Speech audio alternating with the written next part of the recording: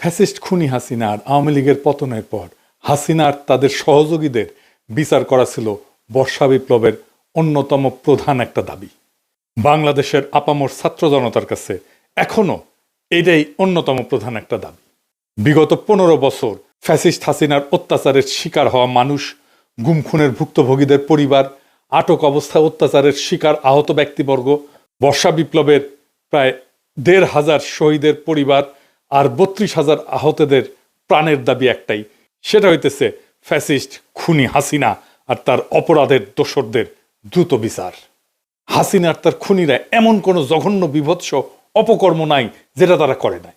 গুমের শিকার ব্যক্তিদেরকে খুন করে পেট চিরে সিমেন্টের বস্তা বাইদা নদীতে ফেলে দেওয়া, হাত পা বাইদা চলন্ত বাস ট্রেনের নিচে ফেলে দেওয়া, এইটা থেকে শুরু করে এমন কোনো অপকর্ম নাই যেটা তারা করে নাই। বিপ্লবের পর এই সমস্ত জানোয়ারদের পাকড়াও করে দ্রুত বিচারের মুখোমুখি করা ছিল অন্তর্বর্তীকালীন সরকারের মূল দায়িত্ব। গতকাল প্রথম মামলার রায় হয়েছে, তাও নিম্ন আদালতে। আমরা সন্তুষ্ট। হাসিনার বিবাহবার্ষিকীর দিনে হাসিনার ফাঁসির রায় হয়েছে। এই রায় শোনার পরে রিকশাওয়ালা শুক্রিয়া জানাইতেছে, 2 হাত তুলা মোনাজাত করতেছে। এর চাইতে সুন্দর দৃশ্য আর হয় না। স্বাভাবিক মানুষের মতো এদের বিয়া শাদীও হয়, কিন্তু এরা আসলে নরপশু। গুন্ডা মুজিবের ঘরে যারা বাইরে উঠছে তারা বাইসে থাকলে এমন দস্যু, দুর্বৃত্ত আর পিশাচি হবে, এর প্রমাণ হইতেছে খুনি হাসিনা। কিন্তু এই মামলার রায় কি আরো আগে আমাদের প্রাপ্য ছিল না? আরো আগে কেন আমাদের প্রাপ্য ছিল এই মামলার রায়? আসেন সেটা আমরা দেখি। বর্ষা বিপ্লবের প্রায় 1.5 বছর পরে খুনি হাসিনার মামলায় নিম্ন আদালতের রায় আসতেছে এতদিনে। তারপরে এটা আপিল বিভাগে যাবে, সেখানে ফাইল বহুদিন আটকায় থাকবে। এরপর আস্তে আস্তে আপিল বিভাগে ফাইল আগাবে, তারপর সেটা নিয়ে আপিল বিভাগ রায় দিবে। এরপর আবার রিভিউ হবে, ফাইল আটকায় রেখে। এরপর রাষ্ট্রপতির কাছে ফাইল যাবে ডেথ রেফারেন্স নিয়ে। রাষ্ট্রপতি সেই ফাইল আবার বহুদিন আটকায় রাখবে। মোদ্দা কথা, দিল্লি হনুজ দূরস্থ, মানে দিল্লি এখনো বহুদূর। এই নিম্ন আদালতের রায়ে আপনি সন্তুষ্ট হইতে পারেন, কিন্তু হাসিনার শাস্তি দেখতে হইলে আরো অনেক দিন অপেক্ষা করতে হবে। তার মানে খুনি হাসিনার বিচার সম্পন্ন হয় নাই। আবার দেখেন, ফ্যাসিস্ট হাসিনার সহচর অনেক বড় বড় খুনির বিচারে তেমন কোনো অগ্রগতি হয় নাই। যেমন ধরেন জল্লাদ কসাই জেনারেল জিয়াউল হাসান, সেনাবাহিনী, র্যাবের আরো বহুত খুনি অফিসারের কিছুই হয় নাই। এই কয়েকদিন আগে জনগণের অনেক পাবলিক প্রেশার আর হুইসের পরে যে সেনাবাহিনী 15 জনকে আদালতে হাজির করা হইলো, তাদের চাকরি পর্যন্ত এখন আছে, এগুলো যায় নাই। তাদেরকে সরকার এসি বাসে কইরা আদালতে নিয়ে যায়। হাসিনার দল আওয়ামী লীগের সাথেই কাজ করলে ওরা রাস্তার মাঝখানে এই বাস থামায়, দাঁড় করায়, গুড়ায় দিত অথবা আগুন লাগাই দিত। জাতির সাথে কত বড় কৌতুক করতেছে এই সরকার। এইসব খুনিরা এখন পর্যন্ত চাকরিতে বহাল থেকে জনগণের করের টাকায় সমস্ত সরকারি সুযোগ সুবিধা, বেতন ভাতা পাইতেছে। কত বড় ফাজলামি!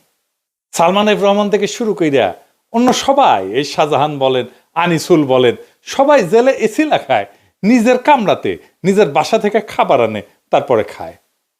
এসি লাগানোর কথাটা জয়নাল আবেদিন ফারুক কইছে, শুনেন। রুহুল কবির রিজভী আহমদ মাটিতে শুয়ে থাকছিল জেলখানায়, আর এখন সালমান এফ রহমান নাকি তার রুমের মধ্যে এসি লাগাইছে।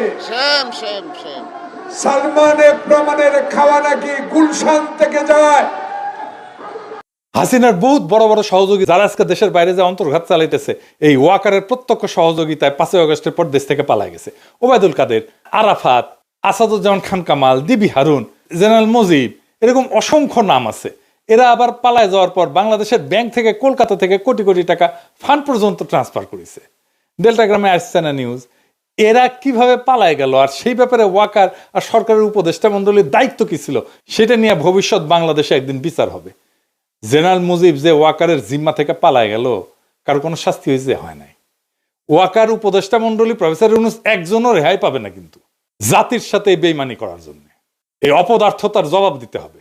এবার আসি বিচার নিয়ে। এই বিচার নিয়ে আমরা কতটুকু সন্তুষ্ট হতে পারি? পশ্চিমা বিশ্বের 2 ধরনের আইন ব্যবস্থা প্রচলিত, একটাকে বলে সিভিল ল, আর একটা হচ্ছে কমন ল।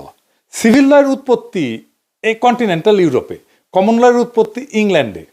ইন্ডিয়া, পাকিস্তান, বাংলাদেশ সহ এই উপমহাদেশ English common law tradition follow করে আইনের ব্যাপারে। কিন্তু বাঙ্গু তো ভালো যে জিনিসই পাবে সেটাকে পচায় ফেলবে, গু বানায় ফেলবে। কিভাবে পচায় ফেলছে সেটার কিছু উদাহরণ দিই। এই কমন ল, ইংলিশ কমন লর একটা মূল ফিলোসফি বা ম্যাক্সিম হইতেছে জাস্টিস ডিলেড, জাস্টিস ডিনাইড। দেরিসে বিচার মানে ইনসাফ না করা। এটা লিবারাল ইংলিশ স্টেটসম্যান উইলিয়াম গ্ল্যাডস্টোনের একটা উক্তি।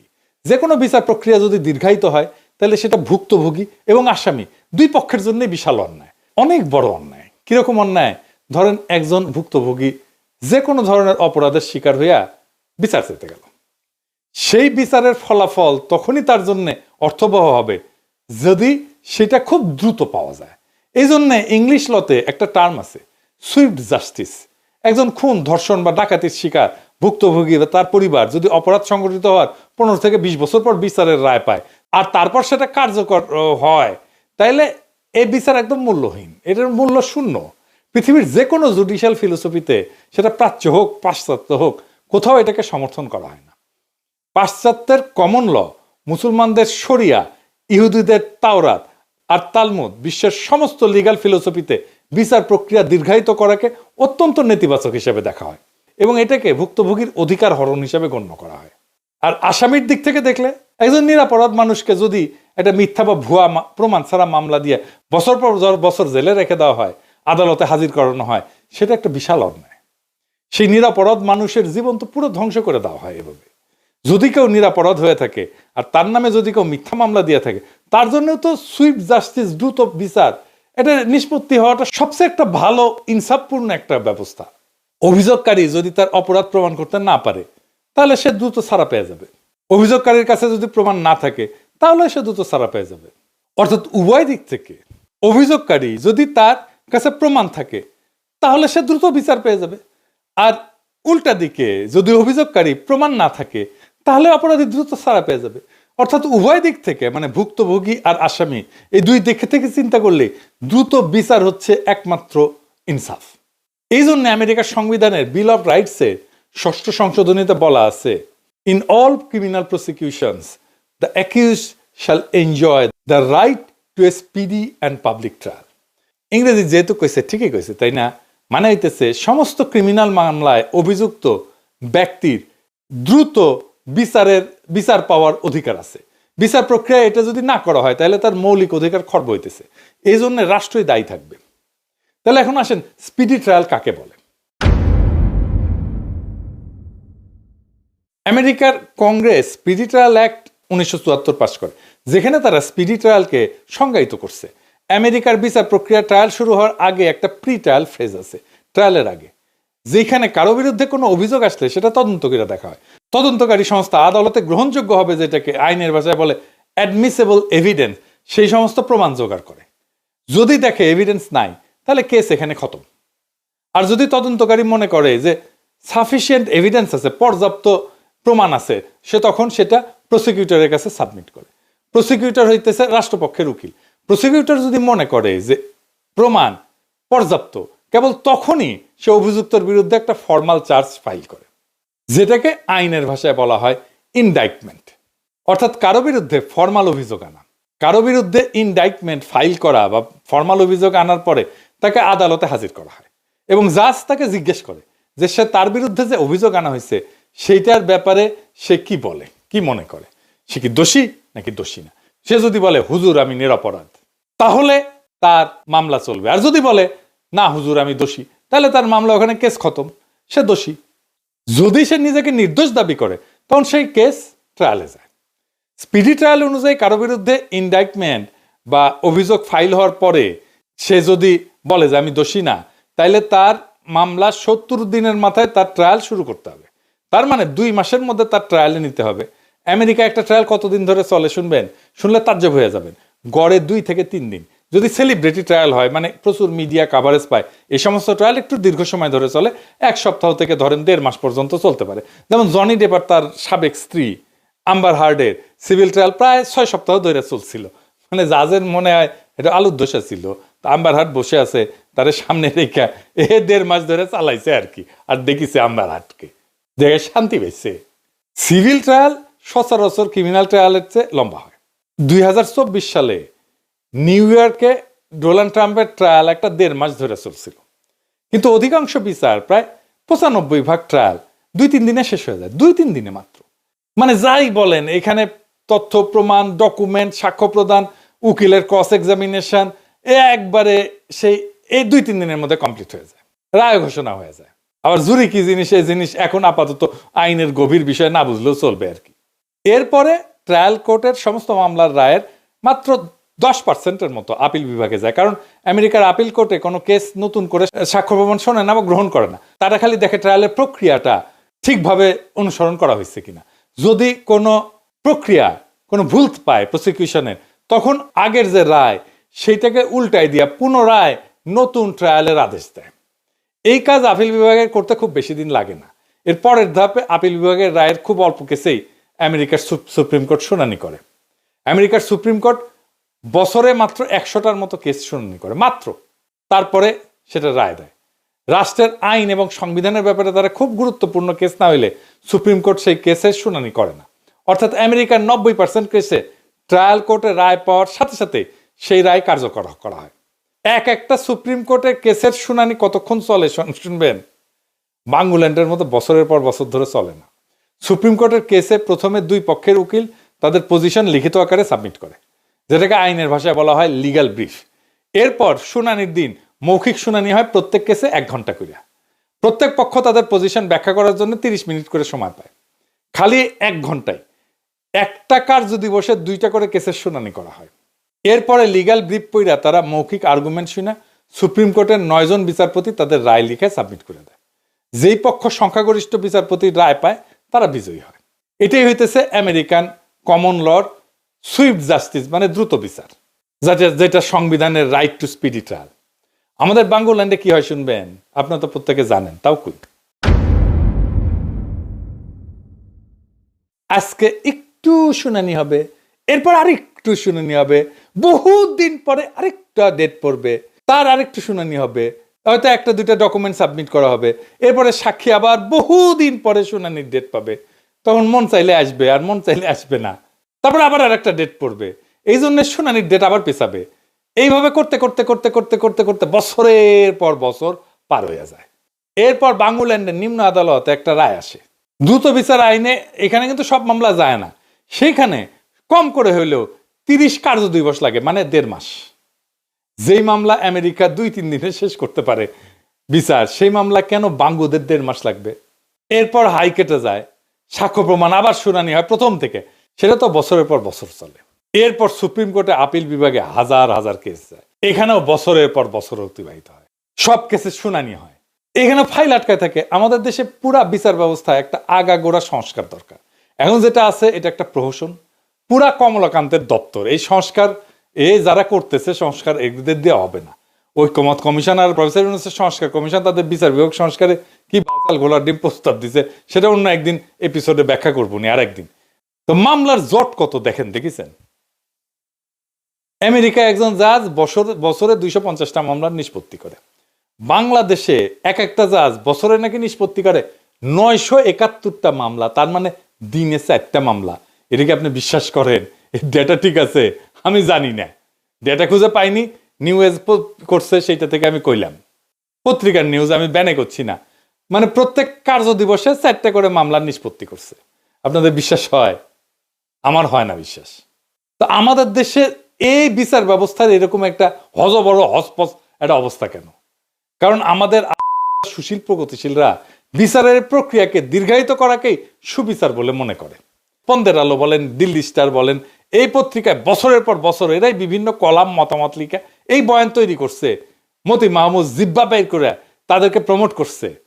এই সমস্ত বোকাজোদাদের কাছে কেসের সাক্ষী, তথ্য প্রমাণ গুরুত্বপূর্ণ না, এদের কাছে গুরুত্বপূর্ণ হচ্ছে বছরের পর বছর ধরে বিচার চলতেছে কিনা।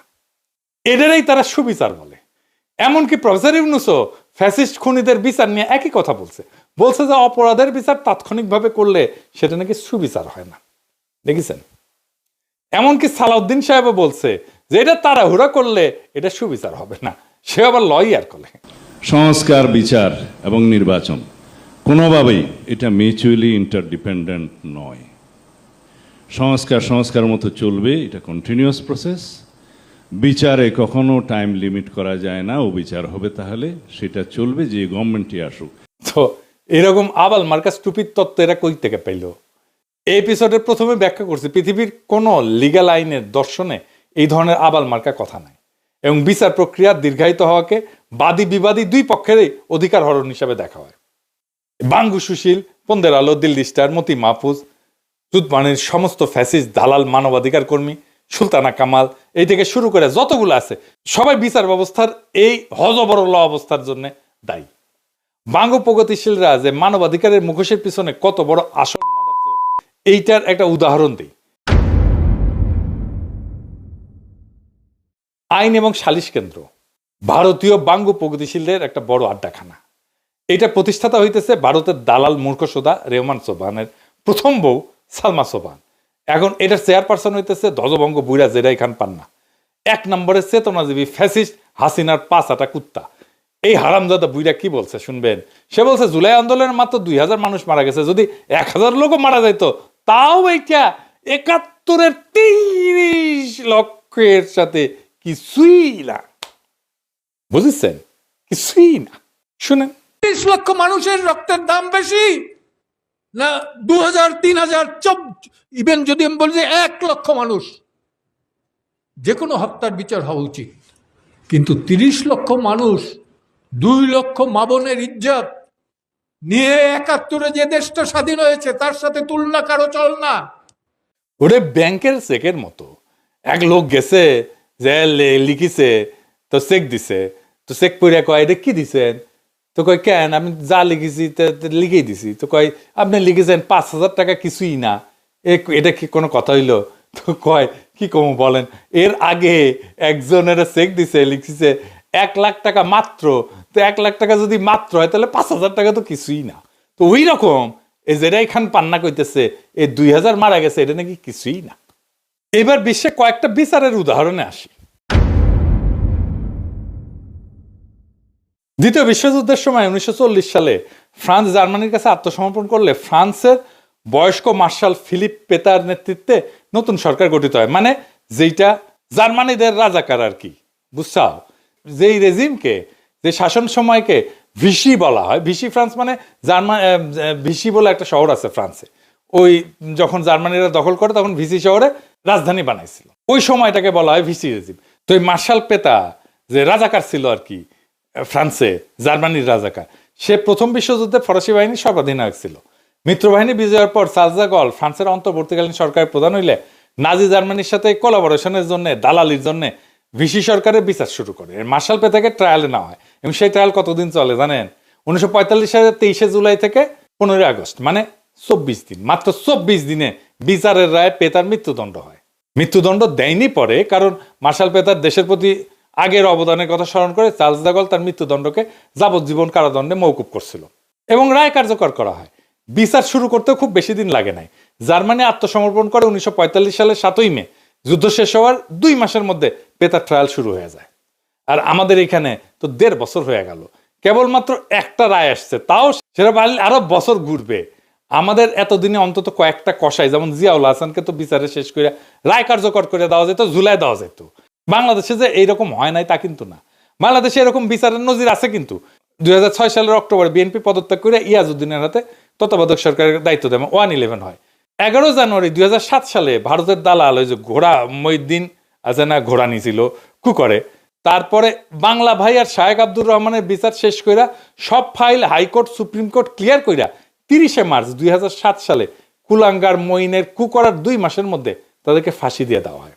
মানে বাংলাদেশের প্রচলিত আইনও সুইফটলি বিচার করা যাইতো যদি সরকারের সদিচ্ছা থাকতো। এখন হাসিনা বিরুদ্ধে রায় হয়েছে, কিন্তু হাসিনা তো বন্দী নাই। রায় হইলেও কার্যকর করা যাবে কি? ইন্ডিয়া তো তারা দিবে না। যারা বন্দী তাদের রায় দিয়ে এখন কার্যকর করা উচিত না? ঠিক আছে, হাসিনারটা হয়েছে, কিন্তু যারা বন্দী তাদের তো রায় দিয়ে কার্যকর করা যায়। যে জিয়া খুনি, জিয়ার তো রায়টা কার্যকর করা যায়, তাহলে তো শান্তি পাওয়া যাইতো যে কিছু একটা হয়েছে।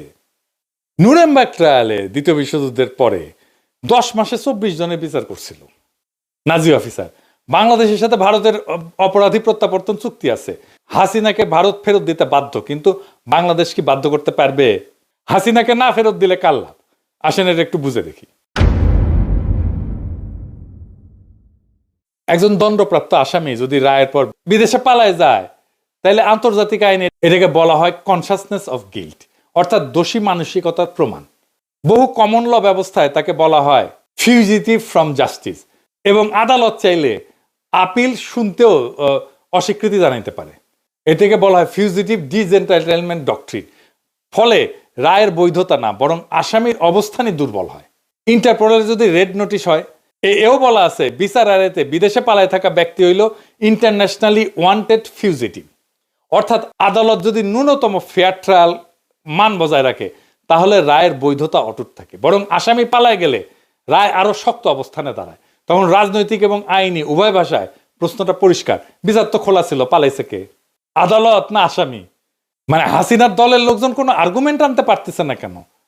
কারণটা হইতেছে হাসিনা আসেনি কেন, বিচারের সামনে দাঁড়ায়নি কেন? আপনার পাশাপাশি জামাতের নেতাদের বিচার দেখেন। জামাত আজকে এত জনপ্রিয় হইল, তার পিছনে জামাতের নেতাদের জীবন দেওয়ার মূল্য আছে। মীর কাসেম আলী তো দেশের বাইরে ছিলেন, উনি দেশে ফিরে আসছিলেন মামলা হওয়ার পরে। উনি জানেন ওনার ফাঁসি হবে, ওনাকে ফাঁসি দেওয়া হয়েছে, উনি মাথা পেতে নিছেন ফাঁসি। হিরোইক। দেশের মানুষের প্রতি ভালোবাসা বাদ দেন, হাসিনার যদি সত্যি সত্যি নিজের দলের প্রতি ভালোবাসা থাকতো, দেশে ফিরে ফাঁসির দড়ি গলায় নিত। কিন্তু ওই নৈতিক সাহস আর ত্যাগ করার মানসিকতা তার নাই।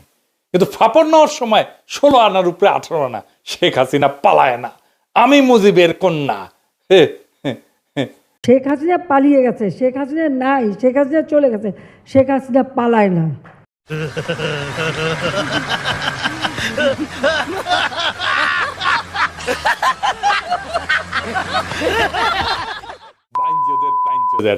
ভীরুর ডিম একটা, অপদার্থ, ভীতু, কাপুরুষ। এই যে মামলায়, এই মামলায় কি কি অর্জন হয়েছে? মামলার রায় আওয়ামী লীগ ঠাসি খেয়েছে কেমন দেখেছেন? ওদের মরাল তো মাটিতে মিশে গেছে, এখন বুঝছে দেরি হইলেও বিচার হবে, আর ফেব্রুয়ারির আগে মোটামুটি সবার বিচার হয়ে যাবে। আওয়ামী লীগের কোনো রিক্রুটমেন্ট হবে না, এর মধ্যে কেউ আওয়ামী লীগ করতে যাবে না, আওয়ামী লীগে জয়েন করবে না। হাসিনার সব সম্পত্তি সরকার নিয়ে নেবে, হ্যাঁ, ধানমন্ডি 32 নম্বর আর টুঙ্গিপাড়া সহ। জনমানুষ এই যে দোষী সাব্যস্ত হয়েছে, এই ইমেজ দলকে কলঙ্কিত করবে। নেতার বিরুদ্ধে যদি ফাঁসি হয়, অপরাধ যদি প্রমাণিত হয়, তাহলে দলটা অপরাধী দলের তকমা পায়। গণতান্ত্রিক সমাজে এই ইমেজ পুনরুদ্ধার করা অসম্ভব। দলের আবার আর্থিক নেটওয়ার্ক ভেঙে পড়ে, নেতারাই সাধারণত এই অর্থ সংগ্রহ এবং অর্থ বন্টনের কেন্দ্রে থাকে। সে না থাকলে দল আর্থিকভাবে অচল হয়ে যায়। ভয় এবং অনিশ্চয়তায় তৃণমূল ছত্রভঙ্গ হয়ে যায়। রায়ের পরে তৃণমূল কর্মী ভাবে নেতারই এই অবস্থা, আমাদের কি হবে? ফলে তারা দল ছাড়ে, আত্মগোপনে যায় অথবা নীরব থাকে। দেখছেন তো ফাঁসির পরে ওদের হইচই কমে গেছে না? এই রায়ের পরে দল নৈতিক কর্তৃত্ব হারায়, দল আর নৈতিক রাজনীতি করার দাবি তুলতে পারে না। এই শূন্যতা দীর্ঘমেয়াদী পতন আনে।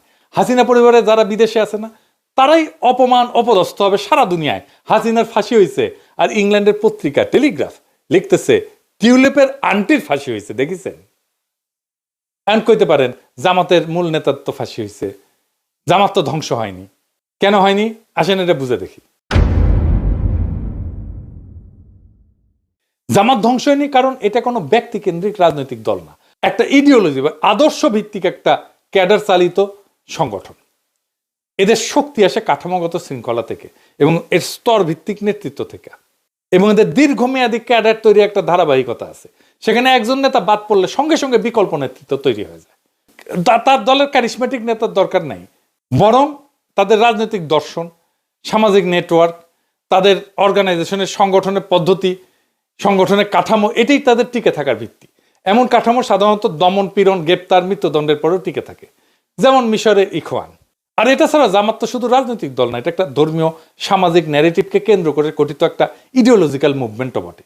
ফলে শীর্ষ নেতৃত্ব দণ্ডিত হইলেও মতাদর্শ সামাজিকভাবে সক্রিয় থাকে, এবং দল নিজেদেরকে অত্যাচারিত, মজলুম, শহীদ এই ন্যারেটিভটা তৈরি করতে পারে। রাষ্ট্রীয় দমনে তাদের সংগঠন সেজন্য ভাঙে না, বরং বহু ক্ষেত্রে মূল ক্যাডারদের আরো সংহত করে।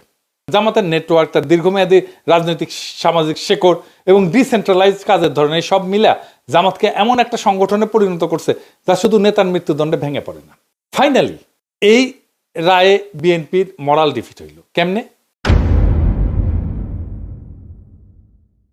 বিএনপি আওয়ামী লীগকে আশ্রয় প্রশ্রয় দিতেছিল, এখন একদল এসে কবে কেন জামাত আশ্রয় দিছে না, এই যে এখানে দিছে, ওই যে ওইখানে দিছে, ওই যে সেইখানে দিছে। জি ভাইজান, রাজনীতি হইতেছে পারসেপশনের ব্যাপার। বাংলাদেশে মানুষের পারসেপশন হইতেছে আপনারা দিতেছেন, তাই হাউকাউ করে লাভ নাই, দরাদরি শুরু হয়ে গেছে। বিএনপি যদি আওয়ামী লীগ নেতাদের আশ্রয় প্রশ্রয় এবং নিরাপত্তা দেয়, প্রচুর প্রমাণ আছে, আপনারা নিজেরাই স্বীকার করছেন। আপনাদের দলের সাধারণ সম্পাদকই স্বীকার করছে, মির্জা ফখরুল। এই কারণে আপনাদের সবচেয়ে বড় নৈতিক শক্তি, নৈতিক অবস্থায় এক ঝটকায় ভেঙে পড়ে। 15 বছরের গুম খুন দুর্নীতি স্বৈরশাসনের বিরুদ্ধে যে ন্যায় বিচারের দাবি নিয়ে বিএনপি আন্দোলন করছে, সে দাবি তখন বিশ্বাসযোগ্য থাকে না। জনগণের কাছে বার্তা যায়, যারা আমাদের নির্যাতন করছে বিএনপি তাদেরকেই রক্ষা করতেছে।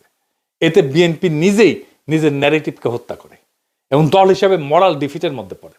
এইটা ভোটের সরাসরি নেগেটিভ প্রভাব ফেলবে, কারণ পরিবর্তন চাওয়া তরুণ নিরপেক্ষ কোর ভোটাররা ভাববে বিএনপি আর আওয়ামী লীগের মধ্যে পার্থক্য কোথায়। বিএনপি তখন আপোষকারী, দুর্বল এবং অস্থির দল হিসেবে পরিচিত হবে। যারা কঠোরভাবে ন্যায় বিচার এবং ইনসাফের দাবি তুলবে তারাই রাজনৈতিকভাবে লাভবান হবে। আওয়ামী লীগকে বাঁচানো মানে বিএনপির নিজের ভোট ভিত্তি ভাঙা, নিজের ন্যারেটিভ ধ্বংস করা এবং জনগণের চোখে নৈতিকভাবে হাইরা যাওয়া। শুধু কি তাই, বিএনপি নেতা কইছে যে এই মামলার রায় বিএনপি ক্ষমতা আসলে বাতিল হইতে পারে। বিএনপির এমপি নমিনেশন পাইছে। হে ফজা পাগলা শুনেন। করে বাঙালি জাতির সর্বনাশ করছিল, তাদের বিচার হয়েছিল এই কোর্টে। কাজে তাদের বিচার যে কোর্টে হয়েছে যুদ্ধপদে, এই বিচারটা এখানে হতে পারে না। এটা সবাই মনে না করলেও আমি একজন মুক্তিযোদ্ধা হিসাবে এবং সমস্ত মুক্তিযোদ্ধা ভোট দিয়ে দেখেন বাংলাদেশে যত মুক্তিযোদ্ধা জীবিত আছে সবাই বলবে এই কোর্টে না। এই কারণে যদি কোনোদিন প্রশ্ন উঠে যে কোর্টেই সঠিক না, একটা শুধু রিট হবে, এটা হবেই গণতন্ত্র দেশে আসলে, সেটা বিএনপি ক্ষমতা আসুক আর যে আসুক, এই রিটটা যখন হবে সঠিক, হাইকোর্ট সুপ্রিম কোর্ট যখন হবে, এই রিটে বলে দিবে এই কোর্টটা সঠিক ছিল না। তখন কি যে সঠিক ছিল না যে কোর্ট, সেই কোর্টের বিচারটা কি সঠিক, জিনিসটা এই জায়গাতে চলে যেতে পারে বলে আমি আশঙ্কা করতেছি। বিচার শুরু হয়েছে, এই বিচার থামবে না। হাসিনার রায় আসছে, বাকিদেরও আসবে। সেনাবাহিনীর খুনি, র্যাবের জল্লাদ, ডিবির দালাল কেউ রেহাই পাবে না। এই দেশ আর কখনো খুনিদের হাতে জিম্মি হবে না। এই দেশে আবার সেই গুম খুনের ইতিহাস ফিরে আসবে না। আর বিএনপি যারা শত্রুকে আশ্রয় দেয়, মানুষের রক্তের মূল্য বোঝে না, তারা নিজেরাই নিজেদের ন্যারেটিভকে সব দেহ বানায় ফেলবে। রাজনীতি হলো পারসেপশন। যেই মুহূর্তে মানুষের চোখে আপনি নৈতিকতা হারালেন, সেই মুহূর্তেই আপনি রাজনৈতিকভাবে মৃত। বর্ষা বিপ্লব কোনো নেতা বানায়নি, জনগণকে নেতা বানাইছে। এই বিপ্লবের মালিক মানুষ, জনগণ। এবং এই বাংলাদেশের সাধারণ মানুষ আজকে একটা কথা স্পষ্ট বুঝে গেছে, বাংলাদেশে ন্যায় বিচার দেরিতে আসে না। যখন জনগণ জেগে ওঠে তখন ন্যায় বিচার দৌড়াইতে বাধ্য হয়। আজকের রায় সেই দৌড়ের প্রথম শব্দ। বাকিটা আসতেছে ঢেউয়ের মতো, আগুনের মতো, অনিবার্য আলোর মতো। বিচার হবে, সবার বিচার হবে, সব অপরাধীর বিচার হবে, সব জল্লাদের বিচার হবে, সব ফ্যাসিস্টের বিচার হবে। এবার বাংলাদেশ আর পেছনে যাবে না। ইনকিলাব জিন্দাবাদ।